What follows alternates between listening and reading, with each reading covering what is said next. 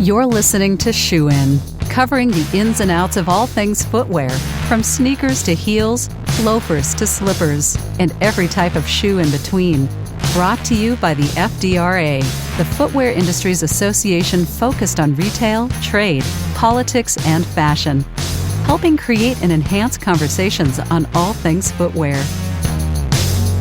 Yeah, so we're back, everyone. Welcome to our latest Shoe and Show episode. I'm joined by Sabria Butler, who is my co-host. And Sabria, as we think about the ways in which the industry is changing and the ways in which FDRA is changing, what comes to mind for me is the Black Footwear Forum.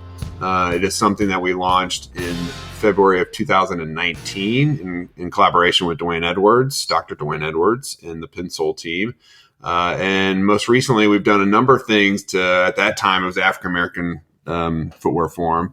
We've done a number of things to update the program. And so you and I, we're going to bat that around just so that everyone in our listenership has an idea of the exciting new changes that are happening with the Black Footwear Forum. So Sabria, welcome back to Shoe and Show, my partner in crime. I'm glad you're here with me. And why don't we walk through what's happening on Black Footwear Forum?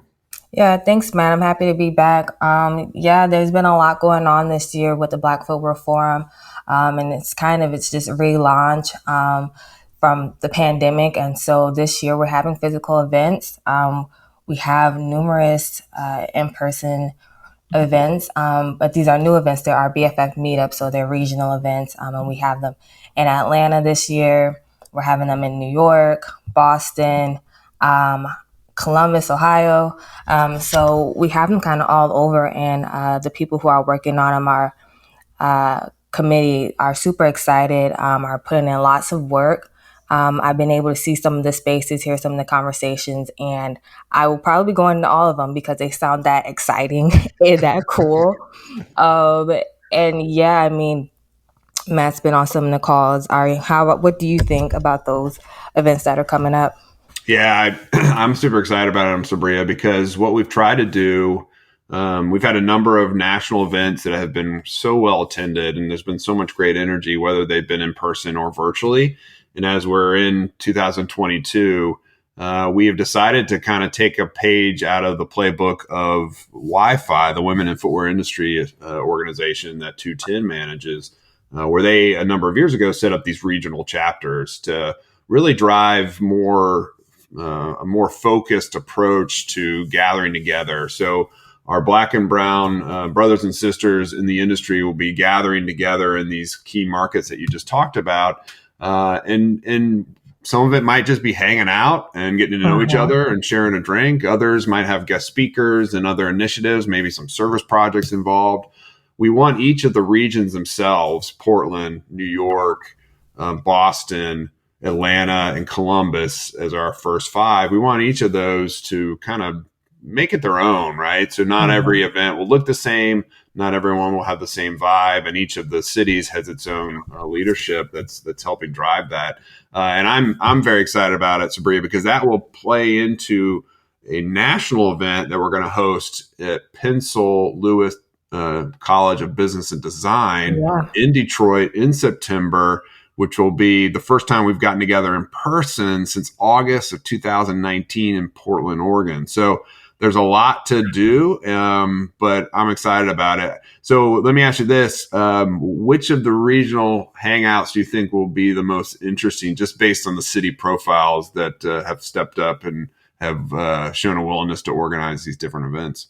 I may have to say Atlanta, just because they sound like they're bringing out the big guns. They're working with some really big brand names down there. One of our, future guest speakers on here is going to be Darius, and they call him one of the mayors of Atlanta. So he'll be involved with that. So, I just think it's exciting, just, all the brands that they're pulling in, some of the spaces that they're going to be at. I just think it's going to be really interesting. But I probably have to say Atlanta is the one that I'm most excited about. Also New York, because I got to see the space that they're using as well. And the catering, they're using Sylvia's, which is like a really popular spot in New York. And I've been there myself, love the food.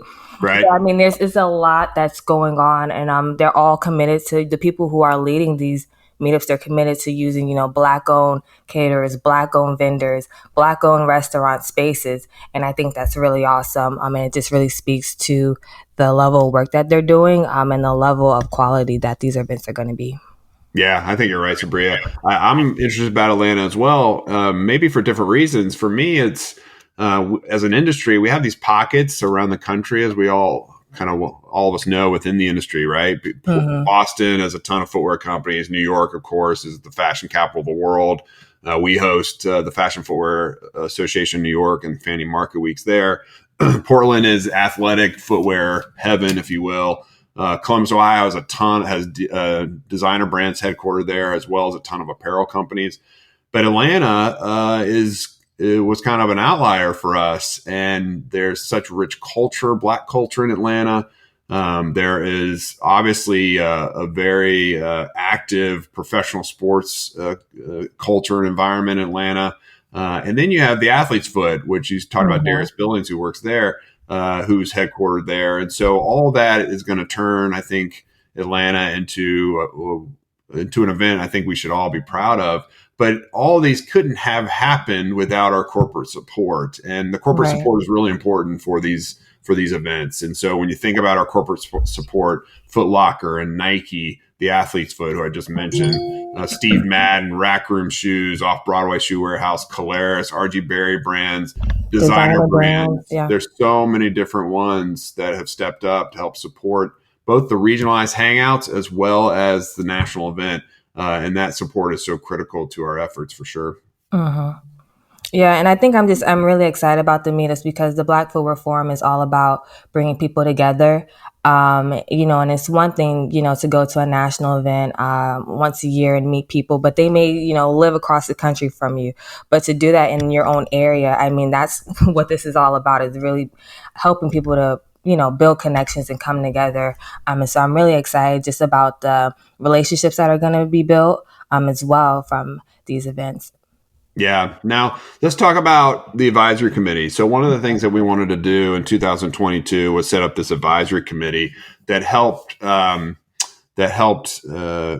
us as a staff to the best way to organize these events, to help create some of the sweat equity that's so important. You and I can't do it on our own, so we clearly need help.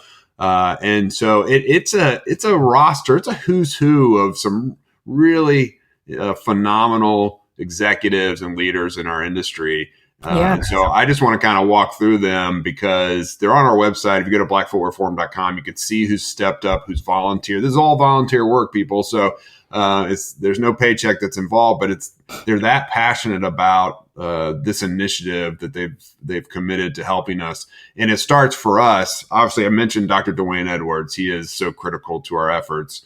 And so Dwayne is so vital. So it starts with Dwayne, and it also starts with Brandis Russell, both of whom have been on this podcast before. But Brandis on our board is really driving it from Converse.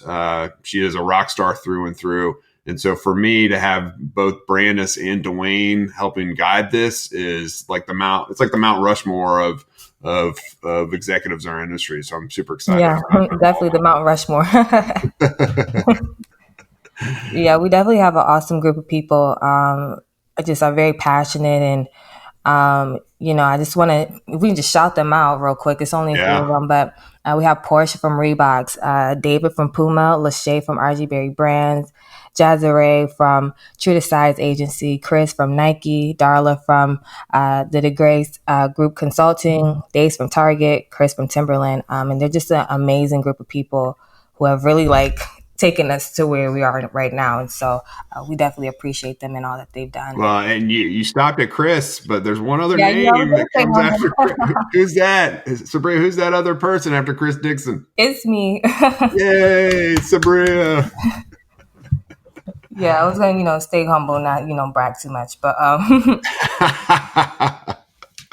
yeah, we have an awesome team. And I'm just excited. You mentioned the national event. Right now, I want to say, are we allowed to say the dates, or should we keep it a secret? You know what? Let's keep it a secret and let's just tease it out and say that we're going to post it. It's in September. We'll hone it down, but we'll post it on the Black Footwear Forum website, blackfootwearforum.com. So people are incentivized to go and check out the site and see all the fun stuff that we're doing. But I think you're on the advisory committee. I'm not. So why don't you make the decision? Well, we'll keep it a secret because it's a big deal. Okay. We want to do it right. But I mean, I am excited about it, as you can tell. But it's like Matt said, it's going to be in Detroit at the newly opened HBCU, the Prince Louis College of Business. It's the first design HBCU. So it's a really big deal. And it's actually like its first year open. So we're having like the first major event there. It's going to be awesome. And so just for those who are listening, I hope that you're excited. I hope that you're ready to attend these events, and I can't wait to see you guys. Yeah, no, it's going to be a lot of fun. You're right. And in fact, Dwayne talked about it on an episode in February of this year. So all you got to go to is theshoeandshow.com. You can go back into the February archive and find a conversation with Dwayne about how he decided to proceed on developing or propping up the Prince Louis College of Business and Design in Detroit. And so you can hear all the backstory. It's an amazing, amazing backstory, one that's really cool to listen to. The other thing we want to encourage people to do, Sabria, is go to blackfootwearforum.com because there is a sign up for our quarterly newsletter. This is a newsletter that you curate. Its target audience is specifically Black and brown employees within the American footwear industry. And why don't you kind of walk through the purpose of the newsletter and then some of the things that you might want, highlight going forward on future editions of the newsletter? Yeah, so the newsletter is really just to highlight Black voices, accomplishments that Black footwear professionals may have done but weren't recognized, on a public space. So that's what the newsletter is about. We have a highlight section. I want to say the last person was Sharice Thornhill, and I might be butchering her name, and I apologize if I am, but she's an awesome designer who's at Adidas and works to mentor other young women of color, to step into the design footwear field. And so it's also, the newsletter is also just a space where we're able to kind of highlight our events that are going on. And it's really just wanted to increase the amount of communication that we have with our audience. And so that's the point of the newsletter. And there's lots of things that are coming, with just data coming out about, the opinions of footwear workers. And I guess it's a little bit of a secret, so you guys will see that coming out later. But there's just a lot of things that are going on with the newsletter. And so we definitely encourage you guys to go to blackfootwearforum.com and subscribe to it because it's really awesome and it has a lot of good information on there. Yeah, that's a great point. We do have a survey in the marketplace right now on the Black experience within the footwear industry. And so if you have an interest in participating in that survey or you want to sign up, you can shoot us an email also at info@fdra.org, and we'll be happy to sign you up because we want to ensure that we're capturing all of our employees that have an interest in this initiative and want to be a part of it. And so reaching out to us in that way is really critical. Now, Sabria, as we kind of close down this conversation and think about the future, there's a lot out there. There's a lot to consider. What we're trying to do is build the infrastructure and the grassroots initiative or the grassroots, I'm trying to think of the right word, but I guess I'll go with initiative. This is kind of movement, grassroots movement with Black and brown employees in the industry to really kind of continue to build those connections. Because I can tell you, as someone who attended the February 2019 event in Washington, D.C., it was I often refer to as a family reunion of many people who've never met. And the energy in the room was infectious, and it was designed to really make connections for folks. And what happened was, since that day, and we've heard it anecdotally, I know Dwayne's heard it anecdotally and even more so, but there's been so many connections and collaborations and initiatives and job opportunities that have been shared and built, and relationships that have been built amongst those who attended that first event in person. And so rather trying to capture lightning in a bottle a multitude of times, we wanted to create a long-term sustained organization that provides for the opportunity to stay connected and communicate. And so if there are things that we should be doing as the Black Footwear Forum staff who are entrusted with managing this amazing platform. If there are things that we should be doing, people, please let us know. Shoot us a note at info@fdra.org. We've had a number of calls with the advisor committee specifically, but we want to hear from everybody. If you have an interest or desire, if you want to come on the podcast and tell your story, if you have a Black-owned business that you want us to help illuminate as someone to do business with, then please, we want you to feel welcome to come and engage with us. We're a nonprofit. Our desire and our mandate from our board of directors is to create a collaborative and inclusive organization that really drives these connections, because no matter what your skin color is, I tell people all the time, the footwear industry is a familial industry. It's a family. And I've seen that play out in so many different ways over my years in the industry. And Sabria, I think at the end of the day, we can look back over the years as we continue down this journey and be proud of providing that platform for employees to come together and feel welcomed, feel heard, and have an opportunity just to connect. And who doesn't want to build out an amazing network within our industry? I know I do. And so my hope is others will as well. Yeah, I definitely agree. Yeah. So, folks, this has been a sneak preview. We're going to have a multitude of conversations again throughout the year. This won't just be a February thing. February, Black History Month, is super important. We clearly devote a lot of resources and engagement in the month of February, as we should. But we will continue to have these conversations outside of February, because it's a year-long celebration for us. It's a year-long initiative for us.